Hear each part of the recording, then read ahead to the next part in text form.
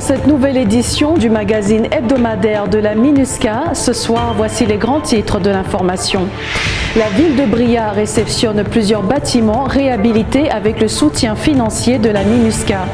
Des agents de la police technique et scientifique centrafricaine bénéficient d'une formation dispensée par la police des Nations Unies sur la gestion des scènes de crime. Les forces de sécurité intérieure et la police des Nations Unies effectuent des patrouilles pédestres régulières afin de rassurer les populations de la Nana-Gribizi. Et enfin, l'unité du conseiller du personnel de la MINUSCA célèbre la journée mondiale de la santé mentale. Bonsoir. Améliorer les conditions de travail des agents de l'État pour des institutions fortes, capables d'offrir des services adéquats et de répondre à la demande de la population en matière de justice, c'était l'objet d'une série de projets à impact rapide réalisés avec le soutien financier de la MINUSCA dans la ville de Bria. Dans ce cadre, plusieurs cérémonies de remise officielle de bâtiments ont été organisées en présence de Denise Brown, représentante spéciale adjointe du secrétaire général de l'ONU, et du ministre d'État chargé de la Justice, Arnaud Djouban Abazene. Crispin Nembasakete nous en dit plus. La ville de Bria, chef-lieu de la préfecture de la Haute-Koto, située à l'est de la République centrafricaine, a été le cadre d'une série de réalisations de projets à impact rapide financés par la MINUSCA. Un ensemble de bâtiments ont été inaugurés le 17 novembre 2021 en présence de Denise Brown, représentante spéciale adjointe du secrétaire général de l'ONU en Centrafrique, et d'Arnaud Djouban Abazene, ministre d'État centrafricain en charge de la justice. Mise en œuvre dans le cadre de la stratégie de la restauration de l'autorité de l'État et du plan national de relèvement et de la consolidation de la paix, ainsi que dans le cadre du programme de réduction de la violence communautaire. Ces projets comprennent un tribunal de grande instance de Bria avec une salle d'audience, des bureaux pour les magistrats et le personnel judiciaire, la maison d'arrêt d'une capacité pour 60 détenus, une maison des magistrats et finalement une clinique juridique. Un montant total de 200 millions de francs CFA a été mobilisé par la MINUSCA pour la mise en œuvre de ces infrastructures. Les populations meurtries par des années de violence aspirent à la paix et du développement économique et social, qui ne peuvent être garantis que si dans chaque préfecture, sous-préfecture et commune, les services publics sont présents et concourent à la satisfaction des besoins d'intérêt général. Dans ce cadre, les institutions qui assurent une offre de justice adéquate et les services d'appui à la demande de justice de la population sont essentiels à la réconciliation nationale, à la paix et au développement. La MINUSCA a voulu rapporter la preuve de son attachement à la satisfaction des besoins de la population pour une paix durable en Centrafrique. Le ministre d'État chargé de la justice a, dans son discours, réaffirmé l'engagement du gouvernement pour la préservation et la protection des infrastructures et de leurs équipements. Je me réjouis de ce que cette cérémonie de remise est un événement qui concourt au renforcement de la chaîne pénale. Il s'agit là d'un ensemble de projets dont la mise en œuvre est en train d'accélérer significativement la marche indéfectible du gouvernement vers l'atteinte des résultats stratégiques que le plan de relèvement et de consolidation de la paix en Centrafrique, RCCPA, a assigné à mon département en vue d'assurer le redéploiement sur l'ensemble du territoire centrafricain d'une administration pénitentiaire démilitarisée qui fonctionne conformément aux standards internationaux. Je réaffirme l'engagement du gouvernement à faire en sorte que ces équipements, sinon ces infrastructures, soient préservés, protégés, quelles qu'en soient les difficultés. En plus de ces ouvrages réalisés, on compte également un abattoir construit dans les normes visant à améliorer les conditions hygiéniques dans la production de la viande. De prochains travaux sont également prévus pour agrandir la maison d'arrêt de Bria afin qu'elle puisse recevoir 103 détenus en plus d'un point d'eau qui leur est destiné, ce dernier étant déjà finalisé. L'ensemble de ces travaux, financés par la MINUSCA, sont exécutés par des organisations locales. Merci Crispin. Les forces de sécurité intérieure centrafricaines ont bénéficié d'une formation relative à la gestion des scènes de crime. Dispensée par la police des Nations Unies, cette formation avait pour objectif d'améliorer les compétences de la police technique et scientifique en gestion des scènes de crime et pour l'élaboration des bases de données adéquates. Reportage de notre reporter Louis de Balbé. 15 policiers et 15 gendarmes ont pris part le 15 novembre 2021 à un atelier de formation sur la gestion des scènes de crime à l'intention des agents de la police technique et scientifique. Organisée par la police de l'ONU à Bangui, cette formation dispensée par l'équipe espagnole de police technique et scientifique de la MINUSCA, en collaboration avec la direction centrafricaine des services de police judiciaire, va améliorer les connaissances des bénéficiaires en signalisation et constatation sur les scènes de crime. C'est le troisième cours. On a fait un premier intervenant depuis le mois de mai. Et maintenant, on fait niveau 1. C'est plus spécialisé, comme je vous avais dit, pour des FCI, policiers et gendarmes qui sont déjà affectés dans les domaines de la PTS.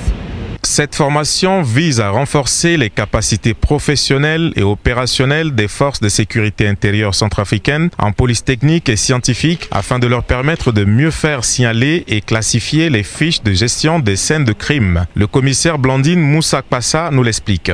Je suis ravie, je remercie d'abord dans un premier temps la MINUSCA qui cesse de nous accompagner dans notre tâche. Voilà que aujourd'hui j'ai la chance parce que d'avoir les éléments avec moi que je dois les former qui vont rester au niveau du service de la police technique et scientifique, travailler pour avoir une très bonne bande de données pour la police. Le commissaire Blandine Moussa Passa lance un appel aux partenaires et souhaite la pérennisation de cette formation. J'aimerais qu'après cette formation, il faudrait qu'il y ait un suivi. Il faudrait qu'il y ait un suivi.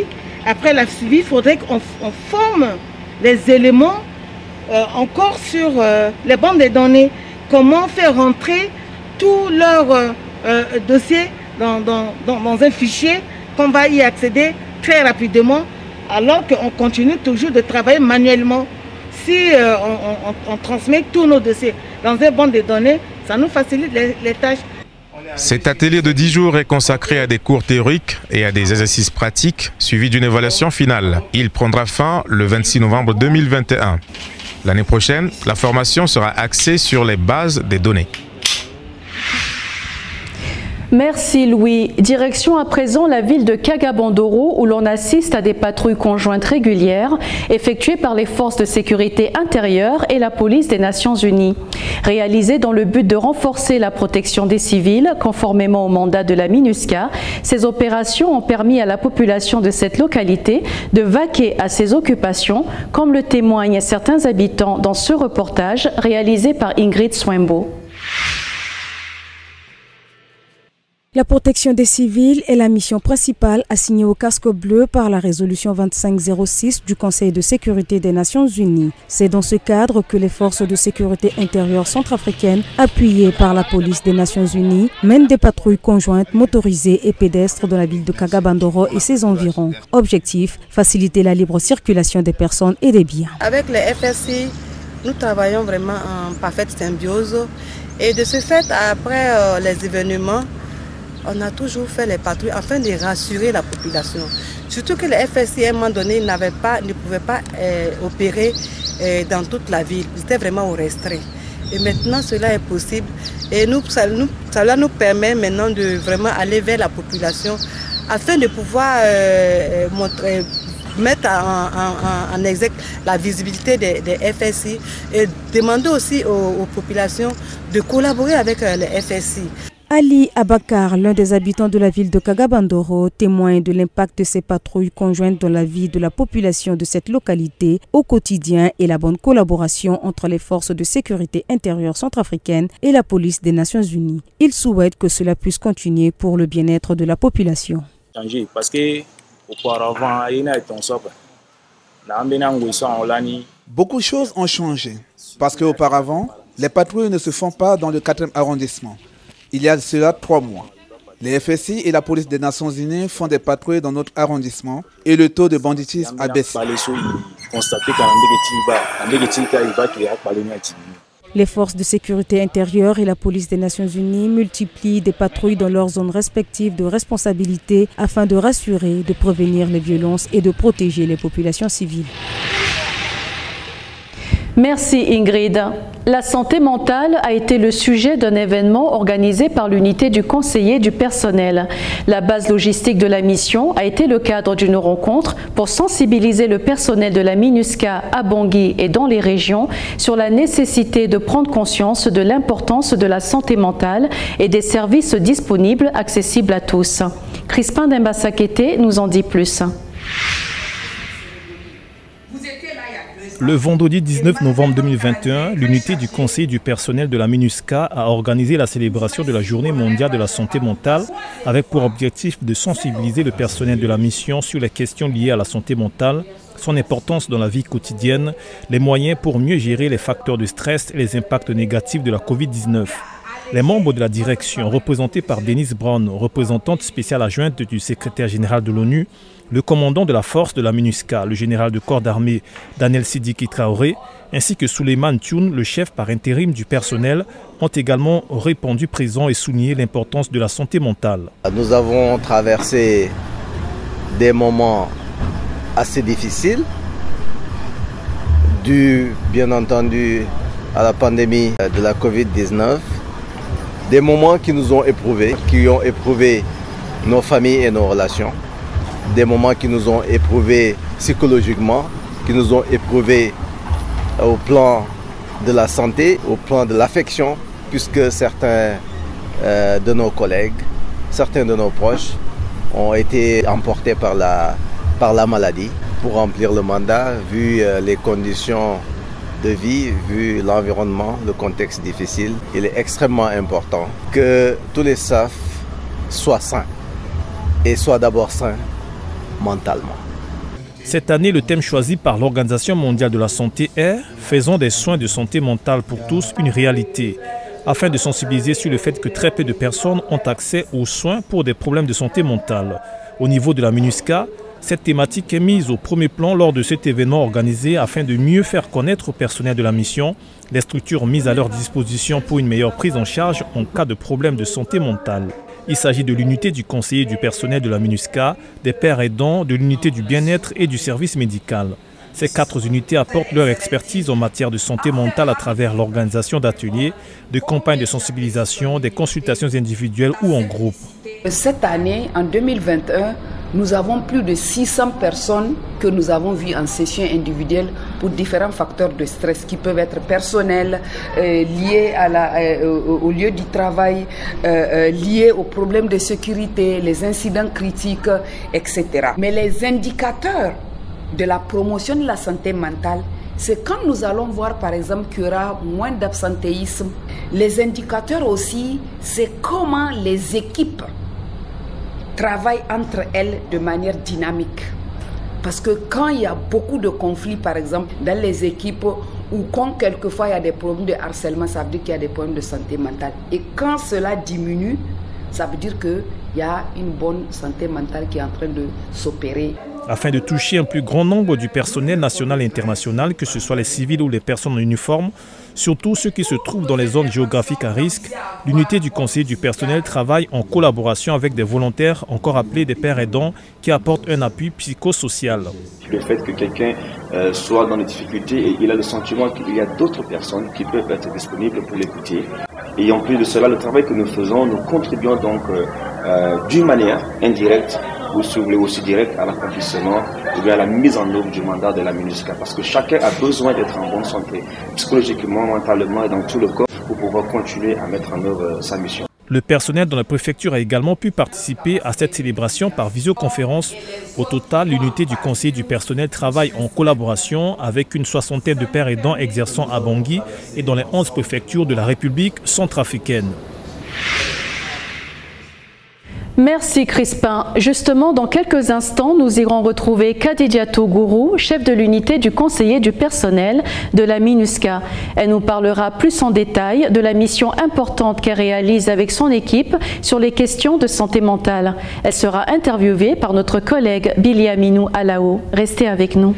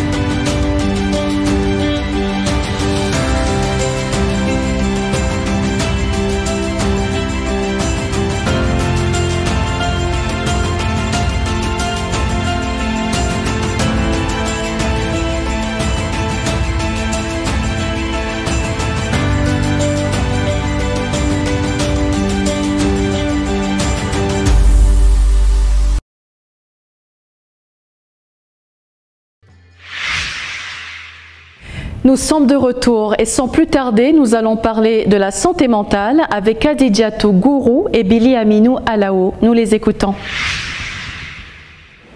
Madame Khadijatou Gourou, bonjour. Bonjour Billy Aminou.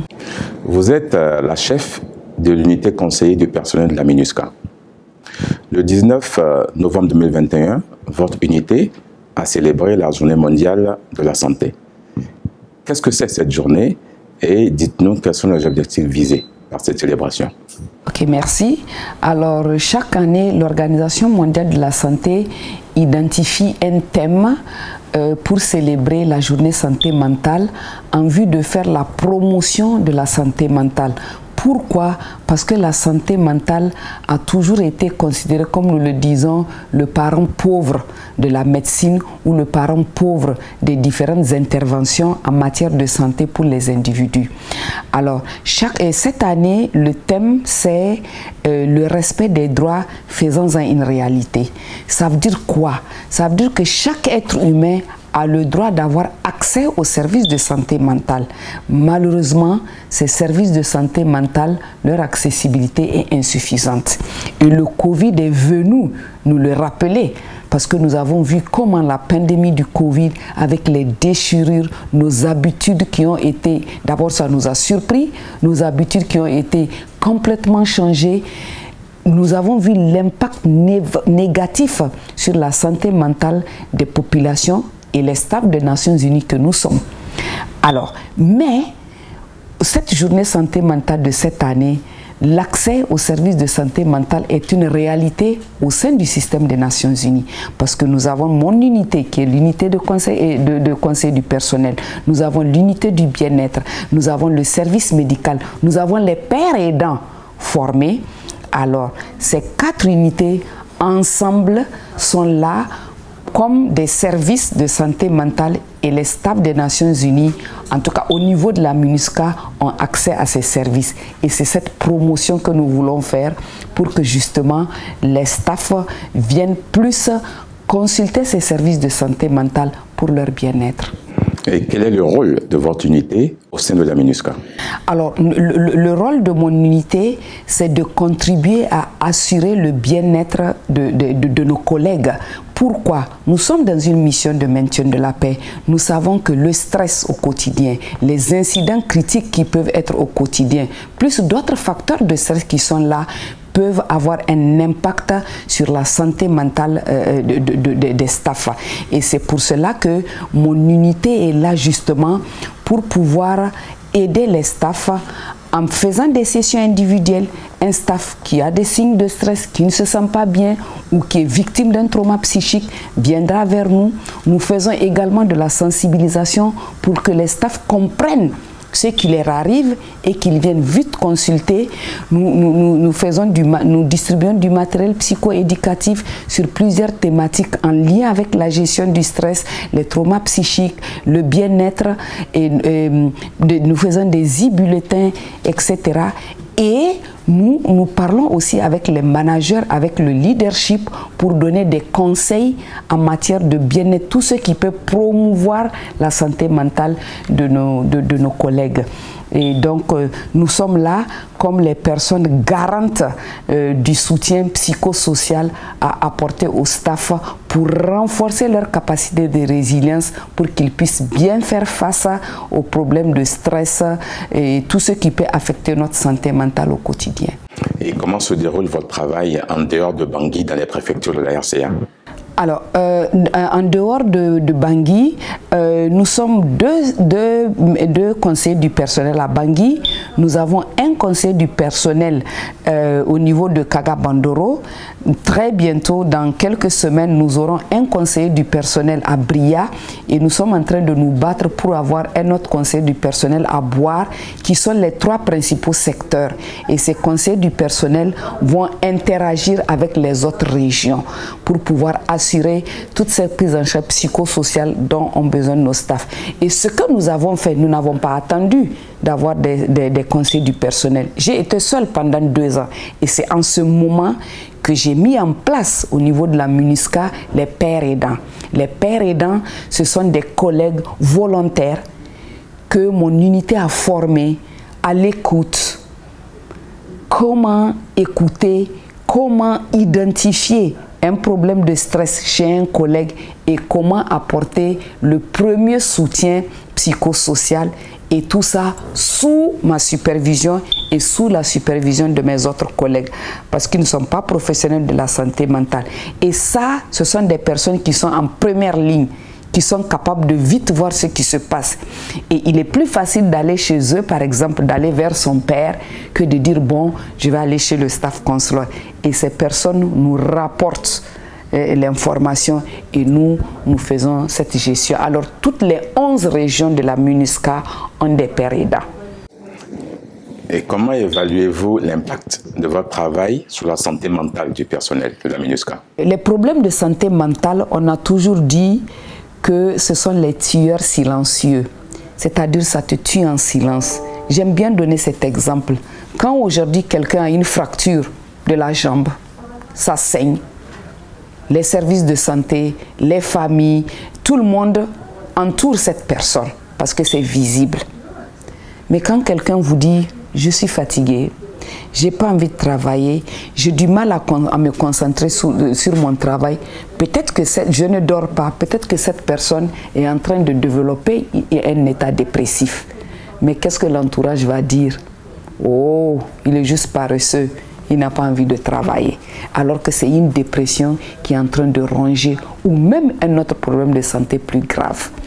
Alors, et c'est pour ça que l'impact de notre travail n'est pas aussi visible que la personne à qui on met un plâtre, on fait des sutures pour corriger la fracture.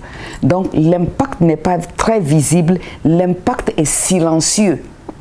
Mais un travail est en train de se faire en dessous.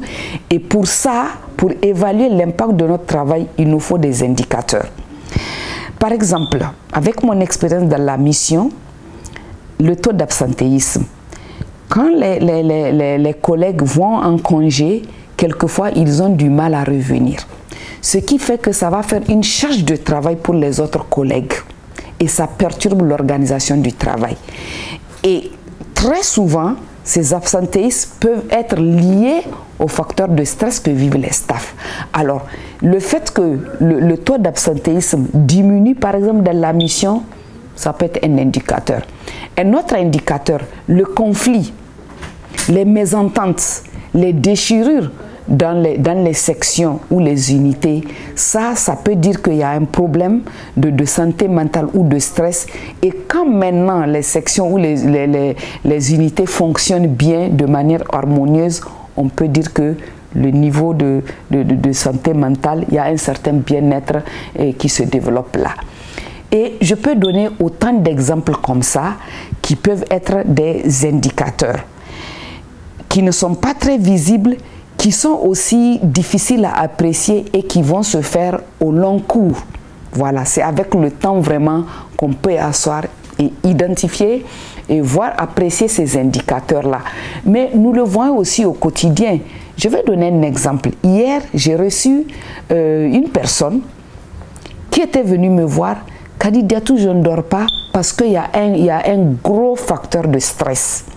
Ce matin, à 5h30 du matin, cette personne m'envoie un message pour me dire « Merci Kadi Diatou, j'ai pu dormir de 22h à 3h du matin. » Donc ça va mieux. Ça c'est juste un exemple, hein, et j'en passe. Voilà, il y a plein d'exemples comme ça au quotidien où le staff reconnaît. Je me rappelle encore une personne qui m'a dit un jour « Kadi Diatou, tu ne peux pas imaginer comment tu as transformé ma vie. Tu ne peux pas imaginer comment ce que tu avais fait pour moi dans le temps, les entretiens que nous avons eus, cette capacité de résilience que tu m'as aidé à transformer quand j'ai été confrontée à notre incident critique. Je me rappelais toujours de tes phrases quand tu me disais « il faut rebondir, tu dois rebondir ». Et face à cet incident critique que j'ai vécu encore, je puis surmonter, pouvoir être bien, venir au travail, travailler, occuper de ma famille. Donc nos actions contribuent à rendre le staff plus performant et à pouvoir contribuer au mandat de la mission. pour lequel nous sommes là. Voilà. Et quels sont les problèmes qui affectent la santé mentale du personnel et qu'est-ce qui est fait pour ces personnes-là? Alors, les problèmes qui affectent la santé mentale, nous les appelons des facteurs. Un facteur, ça veut dire que ça concourt, ça contribue à la santé mentale. Alors, nous avons les facteurs de stress personnel. Je le dis toujours, ce n'est pas parce que nous travaillons pour les Nations Unies que nous n'avons pas de famille, que nous ne pouvons pas avoir des problèmes avec le conjoint, la conjointe, les enfants. Voilà. Il y a ce facteur personnel. Il y a des facteurs personnels qui peuvent être financiers. Peut-être que je n'arrive pas à faire face à mes devoirs, je n'arrive pas à bien m'organiser. On a des facteurs de stress liés au milieu du travail. Quand je dis milieu, l'environnement du travail, qui peut être l'environnement physique, sécuritaire, et l'environnement du travail lié, par exemple, au style managérial. Nous avons des superviseurs qui font des abus d'autorité, qui ne contribuent pas à un environnement de travail sain, parce qu'il y a un style managérial qui est là, qui pose problème. Et nous l'avons vu lors de l'ouverture de la journée santé mentale, lorsque le Chief of Staff avait pris la parole, il dit, moi je vais mettre l'accent sur les abus d'autorité. De grâce, les collègues, il faut qu'on travaille dans ce sens. Nous sommes déjà dans un environnement difficile, on n'a pas besoin d'ajouter cela à nos staffs. Donc voilà des facteurs, entre autres que je cite, qui constituent des gros facteurs de stress pour nos collègues dans la mission. Et c'est ce que nous essayons de gérer avec. Et nous donnons aussi des conseils au leadership et aux managers pour qu'ils comprennent qu'est-ce que les staffs sont en train de vivre et proposer des stratégies. Et nous faisons beaucoup de renforcement de capacités en matière de résilience et pour que les staffs prennent conscience de leur bonne santé mentale. Comment faire la balance entre le travail et la vie personnelle. C'est très important. Est-ce que vous avez des chiffres ou des statistiques à partager avec nous? Je peux vous donner des chiffres. De janvier à novembre, de janvier 2021 à novembre 2021, je peux vous dire que nous avons reçu environ 600 staffs et membres du personnel en session individuelle qui viennent nous voir ou pour des problèmes de stress ou pour des traumas psychiques ou qui ont vécu des incidents critiques. Voilà. Et je peux vous dire qu'au moment du Covid, l'année dernière, parce que nous avons été en première ligne avec nos collègues du Medical, l'unité de bien-être, les pères aidants, ont eu à écouter environ 700 membres du personnel au téléphone pour pouvoir les aider à supporter la nouvelle situation qui a eu un impact négatif sur la santé mentale. Donc voilà quelques chiffres que je peux vous donner. Quant à nos interventions dans les formations, les réunions sur le renforcement de capacité sur la résilience, je peux dire que nous avons atteint au moins 2000 personnes dans la mission, sans compter les nouveaux arrivants. Parce qu'à chaque fois quand un nouveau arrivant vient, on parle du stress, le trauma, pour que les personnes comprennent justement et vite aller vers les services que la MINUSCA offre en matière de santé mentale. Vous avez parlé du Covid. Comment est-ce que vous avez géré ou comment est-ce que vous gérez toujours l'impact du Covid sur la santé mentale? Oui, le Covid, nous le savons tous, ça nous a surpris. Et je le dis toujours, le Covid est un incident critique. L'incident critique, c'est quelque chose qui arrive de manière soudaine, inattendue. Et le Covid est venu nous désorganiser sur le plan familial, sur le plan de l'environnement du travail, sur beaucoup de plans, le Covid est venu nous désorganiser. Et nous avons vu au moment du Covid, parce que nous avons été au premier plan, que l'impact négatif sur la santé mentale de nos staffs. Et les mesures barrières imposées par le Covid nous ont permis de revoir notre manière de travailler. Avant, quand je faisais mes sessions individuelles, c'était le face-à-face. Ça me permettait de bien voir le collègue, de bien observer, d'écouter, etc. et apporter le soutien qu'il faut. Mais avec le Covid, nous avons été obligés de travailler en ligne, au téléphone, pour apporter le soutien. Mais nous avons aussi également fait beaucoup de sessions de groupe pour amener les staffs à accepter la situation, à faire avec la situation, à être flexible, à voir tous les aspects positifs. Comme on dit, dans n'importe quelle situation, aussi difficile qu'elle soit, on peut la saisir comme une opportunité.